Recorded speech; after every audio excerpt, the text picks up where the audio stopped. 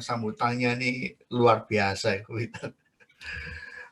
Ya tadi kita sudah lihat kesaksian tuh benar-benar sih saya nggak bisa apa ya pakai akal itu ya terima ya itu pasti untuk iman itu ya itu benar-benar perjuangan ya apalagi latar belakangnya dari yang agama Islam yang sangat itu ya keras ya tapi ya itulah kita mesti nyontoh ya seperti Lisa ini renungan mestinya saya sharing hari malam ini itu judulnya adalah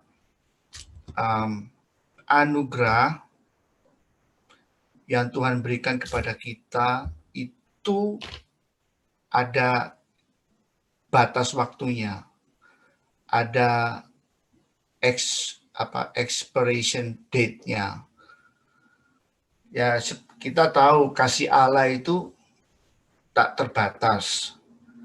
Pengampunan Allah itu tidak ada batasnya. Kasih Allah selalu baru setiap hari. Itu iman kita sebagai orang percaya, kan ada lagunya. Kasihnya seperti sungai, kasihnya seperti sungai di hatiku. Nah itu kasih Tuhan itu selalu baru, seperti air sungai yang mengalir, nggak pernah berhenti, selalu baru setiap hari. Tetapi meskipun demikian, kasih anugerah Allah untuk kita itu ada batas waktunya, mengingat kita masih hidup di dalam dunia ini. Nah, saya mau menjelaskan lebih dalam lagi melalui perumpamaan Tuhan Yesus, perumpamaan tentang pohon ara yang tumbuh di kebun anggur. Nah, mungkin kalian sudah sering mendengar ya perumpamaan ini. Ini perumpamaan ini sangat bagus sekali. Ini di sini kita perumpamaan ini mengajarkan kita untuk saling menghargai. Menghargai maksudnya itu menghargai Tuhan, menghargai diri kita sendiri, bahkan mengajar kita untuk menghargai orang lain. Nah, kita buka di kitab Lukas, mungkin kalian bisa buka Alkitab atau buka handphone, terserah. Ini firman Tuhan adalah tetap firman Tuhan. Lukas 13 ayat 6 sampai yang ke-9. Saya bacakan yang ke-6. Lalu Yesus mengatakan perumpamaan ini. Seorang mempunyai pohon ara yang tumbuh di kebun anggurnya. Dan ia datang untuk mencari buah pada pohon itu, tetapi ia tidak menemukannya. Nah, ini dari ayat 6 dulu ya, saya coba terangkan. Ada seorang yang mempunyai kebun anggur. Nah, seseorang itu adalah Tuhan, Allah kita. Nah, kebun anggur ini mungkin ada beberapa dari kita mungkin pernah jalan-jalan ke kebun anggur. Kebun anggur itu bahasa Inggrisnya vineyard. Di Amerika ini banyak vineyard karena dari kebun anggur ini diproduksi wine. Orang-orang bule kan sukanya minum wine sama makan steak. Nah, jadi banyak wine itu banyak kebun anggur di Amerika ini. Saya pernah jalan-jalan ke dulu ya Rhode Island, itu ada kebun anggur vineyard. Nah, kalau kita melihat kebun anggur itu pasti kebun anggur itu pemandangannya pasti bagus. Dan kedua, kebun anggur itu pasti pohon-pohonnya itu dirawat secara baik dan tidak main-main kalau mau nanam pohon anggur karena pohon anggur itu mahal. Dan yang pasti kalau kita kebun anggur pasti itu yang punya kebun itu pasti mengolah secara profesional. Jadi intinya adalah kalau orang punya kebun anggur itu pasti adalah sebuah investasi yang sangat mahal. Jadi nggak main-main, harus profesional. Kalau nggak rugi. Nah, tetapi uniknya ada pohon ara yang tumbuh di kebun anggur itu. Nah, kalau menurut fakta itu pohon ara itu adalah pohon yang sangat umum. Maksudnya itu adalah pohon yang murahan. Di mana-mana kalau di jalan-jalan ke daerah Israel situ banyak pohon ara itu istilahnya keleleran, bahasa Ibraninya keleleran di mana-mana. Dan kalau pohon itu di mana-mana itu nggak ada yang ngurus. Mau berbuah ya berbuah, nggak berbuah ya nggak apa-apa sakarepmu. Ya istilahnya itu kayak gitu. Karena pohon itu saking banyaknya. Kita ingat cerita Yesus yang mengutuk pohon ara, itu Yesus berjalan dari satu kota mau ke kota lain itu lewati pohon-pohon, ada pohon ara. Jadi pohon-pohon ini banyak di mana-mana. Nah, pohon ara ini menggambarkan kehidupan kita. Karena pohon ini kan biasa-biasa, ada di mana-mana, nggak ada istimewanya. Kadang-kadang itu adalah menggambarkan kita. Kita kadang-kadang mempunyai mental, siapa sih aku? Aku aja sekolah aja nggak lulus kuliah. Aku bahasa Inggris saya pas-pasan. Mana bisa aku mau kayak si itu. Aku nggak bisa. Aku orang tua aku aja pas-pasan, bukan orang kaya. Jadi ya hidupku ya pasti beginilah. Nah, kadang-kadang tuh kita mempunyai mental seperti itu. Tetapi dalam perumpamaan ini, pohon ara ini tumbuh di kebun anggur. Ini menggambarkan bagaimana Allah itu sangat menghargai kita. Allah sangat menghargai kita. Otomatis ya kalau pohon ara di kebun anggur pasti tanahnya itu pasti dikasih pupuk, benar nggak? Orang kebun anggur pasti dirawat. Nah, itulah Tuhan itu menghargai kita. Menghargai kita tuh seperti ya Tuhan memberkati kita seperti lagu yang Cik Lili tadi yang bawa lagu pertama itu bagus sekali. Itu anugerah Tuhan itu luar biasa. Pohon bunga bakung di ladang itu gak dihiasi, tapi apalagi kita yang percaya sebagai anak-anak, pasti Tuhan pasti pelihara kita. Tuhan pasti cukupkan. Tuhan pasti sediakan untuk kita. Nah, kadang-kadang ya seperti pohon ara ini, ketika Tuhan menghargai kita, maka kita ada hidup dalam masa anugerah, sehingga kita diberkati sama Tuhan. Kita bisa dipupuk mendengarkan firman Tuhan, dijaga, dipelihara. Apalagi zaman sekarang, zaman medsos, ya kan? Kita bisa mendengar firman Tuhan kapan saja. Nggak cuma hari Minggu, mungkin nggak cuma hari Rebo, mungkin setiap hari kalau saat teduh, mungkin kita bisa dengar lewat YouTube khotbah, ya kan? Jadi hidup dalam anugerah itu ada dalam pohon ara ini. Kalau dibilang pohon ara ini sangat beruntung, sangat hoki, sangat nasibnya sangat bejo. Karena pohon yang biasa-biasa saja bisa hidup di tanah yang penuh dengan anugerah. Jadi pohon ini mempunyai keuntungan, mempunyai privilege, tidak seperti pohon-pohon ara yang di tempat lain yang mungkin tumbuh di tanah yang berbatu atau semak duri. Jadi semestinya logikanya kalau pohon ara ini bisa tumbuh di kebun anggur, mestinya pohon ini berbuah.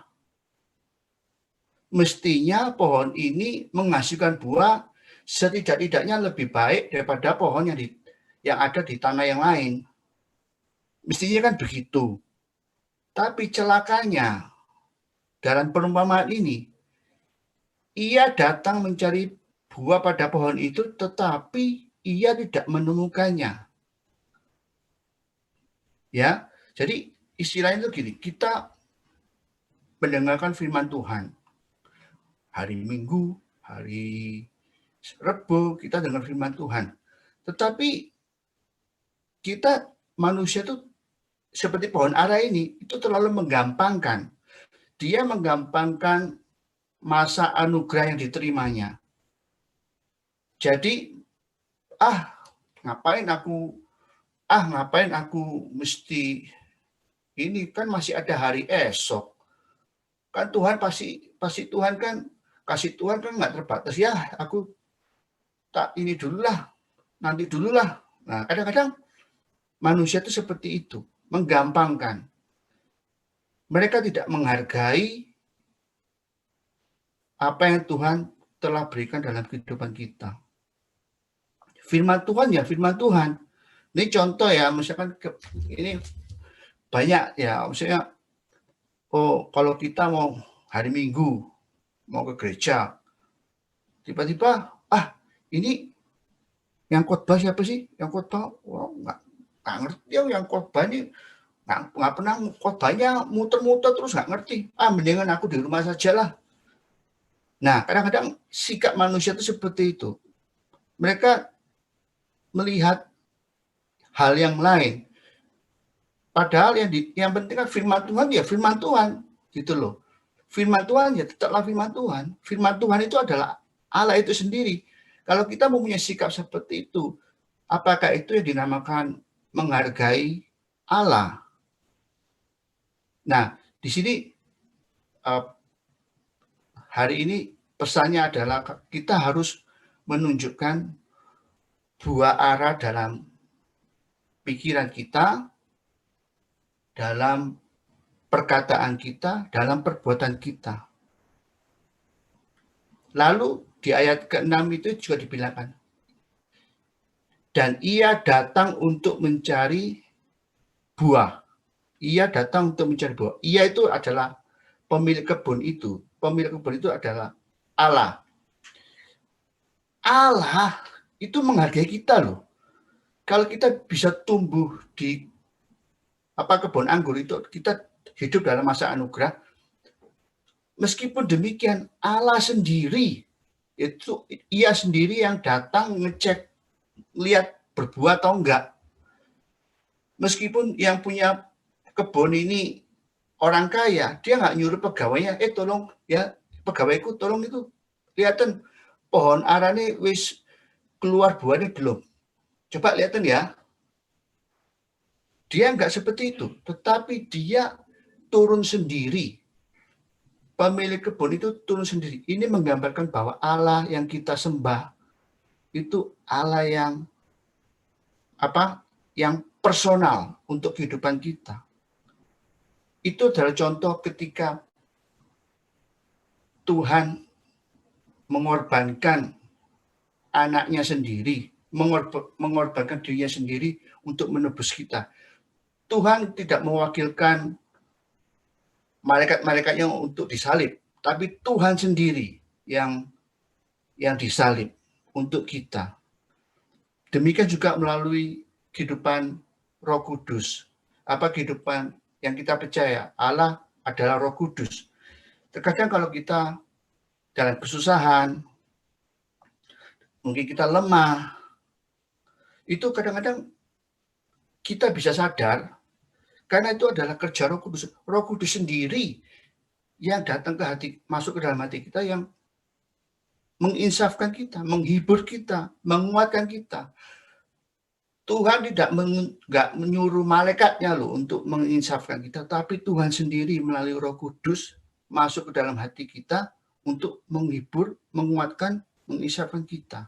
Jadi Allah yang kita sembah itu seperti pemilik kebun ini yang langsung lihat pohonnya itu, yang personal gitu, bukan melalui malaikat-malaikatnya.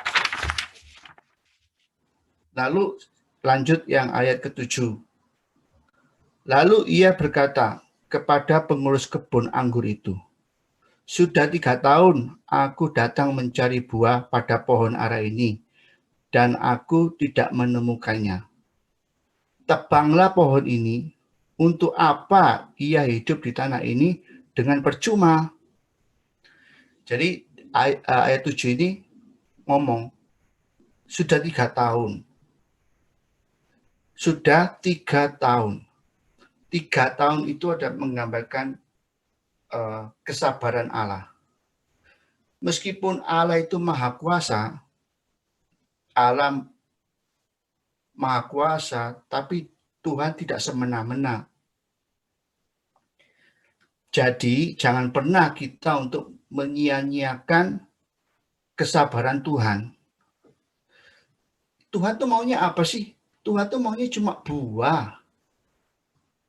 Tuhan lihat pohon ara, cuma lihat buah. Tuhan nggak mau lihat buah-buah loh ya. Dikatakan cuma buah, cuma satu saja. Tuhan nggak mengharapkan panen. Tuhan cuma lihat buah. Ayo, katakan dalam hati, Tuhan mencari buah. Faktanya, pohon ara itu bisa berbuah sekali setahun, bahkan bisa 2 kali setahun. Sekali berbuah, itu bisa menghasilkan 40 sampai 60 buah. Itu loh, faktanya itu. Tapi, sudah 3 tahun loh, 3 tahun. Bayangkan, apakah Tuhan itu kurang sabar? Tanah itu, pohon itu sudah dipupuki, sudah disirami tiap hari, sudah diberkati, sudah dipelihara. Masa sih kita nggak mau kasih buah ke Tuhan? Tuhan itu cuma mencari buah satu saja. Dari perumpamaan ini, tidakkah kita tahu Tuhan yang kita sembah itu, dia itu nggak terlalu menuntut. Do you know that our God is not so demanding God? Dia nggak terlalu nuntut loh. Mazmur 103 ayat 9 bilang, tidak selalu ia menuntut, dan tidak selama-lamanya ia mendendam. Tuhan tahu kita itu dari debu, makanya Tuhan itu nggak terlalu menuntut. Yang Tuhan mau itu cuma buah ara, cuma satu saja, yang biasa-biasa saja, nggak istimewa. Yang umum, saya kasih ilustrasi. Kalau Tuhan itu nggak menuntut kita untuk menjadi seorang pendeta. Tuhan tidak menuntut kita untuk menjadi seorang pemazmur. Tapi ya Tuhan mau, jangan ada sumpah serapah lah. Di mulutmu itu jangan ada sumpah serapah. Itu aja. Tuhan nggak menuntut kita jadi orang pintar. Tuhan nggak menuntut kita untuk menjadi gubernur atau menjadi presiden. Tapi Tuhan cuma mau, wis, kamu punya hati yang jujur saja. Itu loh Tuhan kita. Dia tuh nggak menuntut. Dan kalau kita bisa melayani Tuhan, itu bukan karena Tuhan menuntut kita, tetapi cinta akan memberikan yang terbaik apabila ada kesadaran untuk mengasihi. Jadi kalau kita melayani Tuhan, itu bukan karena Tuhan menuntut kita. Tapi kalau kita melayani Tuhan, itu karena Tuhan tuh yang mengasihi kita. Tuhan yang mengasihi kita. Saya kasih contoh, misalkan saya main gitar di gereja, saya pelayanan, main gereja, main gitar. Ditanya, apakah Tuhan membutuhkan pelayanan saya? Apakah Tuhan memerlukan permainan gitar saya? Enggak. Mungkin kalau dibandingkan, mungkin orkestra malaikat-malaikat di surga, itu mungkin kalau sudah turun ke bumi, mereka bergema, itu Sodom Gomora pasti tobat semua itu. Kalau malaikat-malaikat di surga yang main memimpin pujian itu pasti itu dunia bergoncang itu pasti itu. Saya kasih contoh lagi. Misalkan ini seorang bapak dan seorang anaknya 6 tahun. Bapak ini punya mobil Ferrari, mahal. Tapi suatu hari anaknya ngomong, Pak, ayo Pak, kita cuci mobilnya ya, supaya bersih. Nah, Allah, oh iya, ayo kita cuci. Allah kita itu tahu anak kecil bisa nyuci sebersih apa, ya kan? Tapi Allah itu mau. Adalah kesenangan bagi Allah ketika Allah itu sama-sama bekerja. Ya, jadi kalau kita melayani Tuhan itu bukan karena Allah menuntut kita, karena Allah itu yang mengasihi kita gitu. Jadi Allah ngomong, nih loh, father and son nyuci mobil. Itu adalah suatu kebanggaan bagi Allah. Itulah karakter Allah kita, sifat Allah kita. Lalu saya lanjut ya, ayat ke-8. Jawab orang itu, Tuan, biarkanlah dia tumbuh tahun ini. Aku akan mencangkul tanah sekelilingnya dan memberi pupuk kepadanya. Nah, orang itu siapa? Orang itu adalah hamba Tuhan. Disinilah peran kita sebagai orang percaya, kita belajar. Yesus dalam pelayanannya di Galilea selama 3,5 tahun adalah seorang intercessor, seorang pendoa syafaat.